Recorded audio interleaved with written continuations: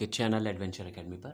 आज डिस्कस करूंगा 18 जुलाई की इंपॉर्टेंट करंट अफेयर। तो देखते हैं एक एक प्रश्न को समझेंगे। पहला प्रश्न हमारे सामने है कि ट्यूनीशिया के प्रधानमंत्री यानी कि पीएम एलिस फाक ने राष्ट्रपति को अपना इस्तीफा सौंप दिया है। बता दूं आपको, एलिस जी ने 2020 में जनवरी 2020 में अपने पद की शपथ ली थी, या 2020 में ही नियुक्त हुए थे जनवरी में। और इसके बाद इन्हें भ्रष्टाचार कारणों में या फिर अपने करीबियों को टेंडर जारी करने के कारण इन्हें लिप्त पाया गया, और इसी लिप्तता के कारण इनका विरोध हुआ, और इसी विरोध के चलते इन्हें अपना इस्तीफा ट्यूनीशिया के राष्ट्रपति को सौंपना पड़ा। तो ट्यूनीशिया एक अफ्रीकी देश है और पूरी दुनिया में आखिरी ऐसी टेरिटरी थी जो अंग्रेज़ों से आज़ाद हुई थी, मानी जाती है ऐसा। उसके अलावा आपको एक बात और याद रखना है कि यहाँ की राजधानी है ट्यूनिस। ठीक है, यहाँ की राजधानी है ट्यूनिस, ट्यूनीशिया की, और यहीं के पीएम है एलिस फाक, जिन्होंने अपने हाल ही में अपना इस्तीफा सौंप दिया है। ठीक है, तो दूसरा प्रश्न है कि पूर्व ऑस्ट्रेलियाई तेज गेंदबाज और दिग्गज क्रिकेटर हैं ब्रेटली को स्पोर्ट्स अड्डा ने अपना नया ब्रांड एम्बेसडर बना दिया है। स्पोर्ट्स अड्डा क्या काम करता है? स्पोर्ट्स के ऊपर अपनी कवरिंग करता है, खासकर फुटबॉल, क्रिकेट और कबड्डी के ऊपर। इन कवरिंग के कारण ही ब्रेटली को ब्रांड एम्बेसडर बनाया गया है इस स्पोर्ट्स अड्डा का। तो मे भी आपसे पूछा जा सकता है कि स्पोर्ट्स अड्डा ने अपना नया ब्रांड एम्बेसडर किसे बनाया? तो ऑस्ट्रेलिया से संबंध रखने वाले तेज गेंदबाज और दिग्गज क्रिकेटर ब्रेटली को बनाया है। ठीक है, याद रखिएगा। ये दूसरा प्रश्न आपका था। तीसरा प्रश्न है कि एडीबी ने मौजूद चुनाव आयुक्त अशोक लवासा को एडीबी का अपना नया उपाध्यक्ष नियुक्त कर दिया है। मैं बता दूं आपको, नया उपाध्यक्ष नियुक्त किया है अशोक लवासा को। अशोक लवासा हरियाणा कैडर से आईएएस अधिकारी रह चुके हैं और चुनाव आयुक्त पद पर ऑलरेडी कार्यरत थे ये। आपको बताऊं कि एडीबी ने इन्हें अपना नया उपाध्यक्ष के पद पर यानी कि वाइस चेयरमैन नियुक्त कर दिया है। एशियाई डेवलपमेंट बैंक की बात करूँगा तो 1966 में इसकी स्थापना होती है। वर्तमान में 68 सदस्य देश हैं, जिनमें से 48 कंट्रीज़ ऐसी हैं जो कि एशिया से संबद्ध हैं, तो याद रखिएगा। और बात करूँ हेडक्वार्टर की तो फिलीपींस की राजधानी मनीला में इसका हेडक्वार्टर है। ठीक है, याद रखिएगा।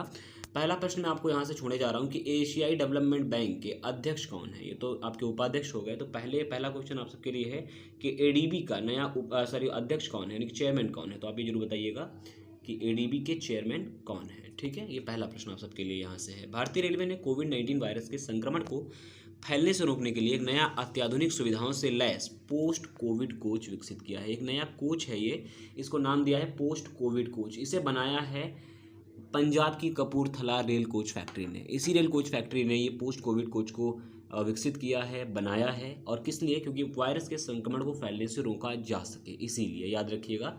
अब एक इम्पॉर्टेंट दूसरा प्रश्न यहाँ से मैं छोड़ने जा रहा हूँ कि भारतीय रेलवे ने शून्य कार्बन दर किस वर्ष तक हासिल करने की बात कही है? तो वर्ष जरूर बता दीजिएगा कि भारतीय रेलवे ने कार्बन उत्सर्जन का रेट जो है बिल्कुल शून्य स्तर पर ले आने के लिए कौन सा वर्ष तय किया है? ये आपका दूसरा प्रश्न है। ठीक है, तीसरा प्रश्न की ओर चलते हैं। तो आत्मनिर्भर निधि या प्रधानमंत्री स्वनिधि योजना के क्रियान्वयन में मध्य प्रदेश अन्य राज्यों की तुलना में शीर्ष पर रहा है। देखिए, सबसे पहले समझेंगे ये कि योजना किस लिए है और कौन कौन सी चीज़ें हैं। तो प्रधानमंत्री स्वनिधि योजना जो है, अगर आपको याद हो तो वेंडरों के लिए, जो वेंडर हैं जिन्होंने अपना रोजगार खो दिया इस कोविड-19 के केसेस में, तो इनको 10,000 रुपये तक की राशि देने की बात करी गई थी। 10,000 रुपये की राशि दी गई थी, बताओ, ऋण पर। इसके लिए कोई ब्याज इनको नहीं देना होगा। और वेंडरों को बाकायदा इस व्यवस्थित करने के लिए लगभग 15,000 प्लस वेंडरों को नामित किया है मध्य प्रदेश ने। तो इसीलिए मध्य प्रदेश इसमें शीर्ष पर रहा है। वेंडरों को 10,000 रुपये प्रधानमंत्री स्वनिधि योजना के तहत दिए जाने थे। ठीक है, याद रखिएगा इसके लिए तहत कि वेंडरों को देने थे ये, और मध्य प्रदेश इसमें शीर्ष पर रहा है। ठीक है, याद रखेंगे। मध्य प्रदेश ने भी हाल ही में कुछ अन्य योजनाएं भी क्रियान्वित करी हैं, जैसे कि इंतजार आपका, जो पर्यटन विभाग के वहाँ के विभाग ने संचालित कर रखी है। ठीक है, तो ये भी बात आपको याद रखना है वहाँ से। तुर्कमेनिस्तान में भारत के नए राजदूत डॉक्टर विधु पी नायर को नियुक्त किया गया है। डॉक्टर विधु पी नायर की बात करूं तो 2002 के आईएफएस बैच के ये अधिकारी हैं, और इन्हें अब तुर्कमेनिस्तान की कह सकते हैं राजदूत के रूप में नियुक्त किया है भारत ने। ठीक है, तुर्कमेनिस्तान की राजधानी है अशगाबाद।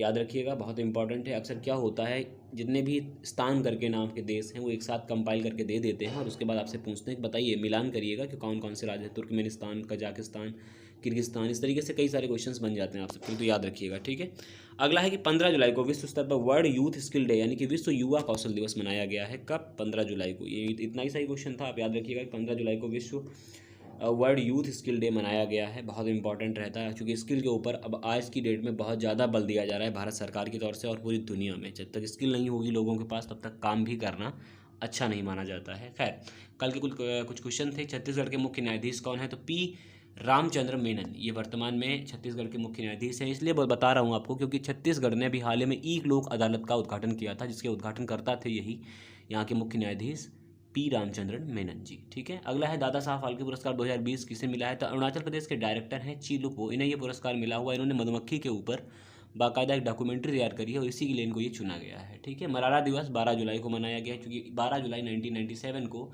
मलाला जी का जन्म होता है पाकिस्तान के खैबर पख्तून प्रांत में, और उसी को लेकर के कहीं ना कहीं यूनाइटेड नेशन ने उसी दिन को तय किया, इनके जन्मदिवस को ही मलाला दिवस के रूप में मनाने के लिए। ठीक है, मलाला के ऊपर मैंने एक बाकायदा वीडियो बना रखा है, चाहे तो लिंक डिस्क्रिप्शन से देख सकते हैं आप। वीडियो अगर अच्छा लगे तो लाइक करें, शेयर करें, कमेंट करें और चैनल को सब्सक्राइब करना ना भूलें। बने रहें हमारे साथ। नमस्कार।